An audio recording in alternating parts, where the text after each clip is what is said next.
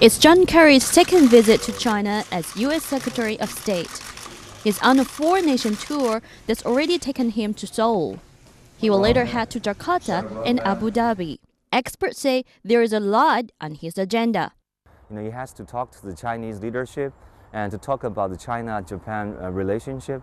Also, U.S. concerns about, for example, the freedom of navigation in South China Sea, about China and many other, let's say, ASEAN countries, their maritime disputes. So these issues will make the visit a very difficult one. The visit comes at a time of increased tension between China and Japan. Many analysts think Kerry's major aim is to try to ease that tension. So I think Kerry's message, perhaps, to the Chinese leadership is that Americans want to rein in the Japanese, and they also want the Chinese to understand and probably to be a little bit patient about Japanese domestic politics.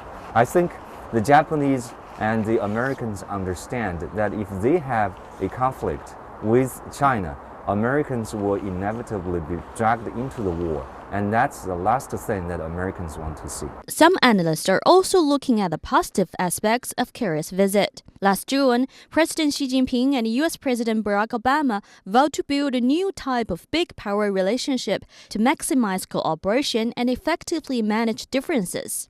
Analysts say John Kerry will try to pick up on that promise and discuss ways of putting it into practice. The exchanges are also expected to lay important foundations for Obama's visit and his attendance at the APEC summit in Beijing this autumn.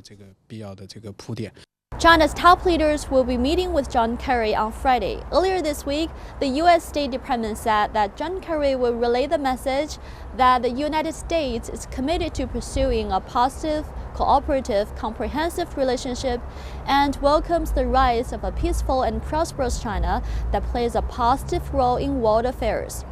The State Department also says that the two sides will talk about regional issues, including the Democratic People's Republic of Korea and the China-U.S. collaboration on climate change and clean energy.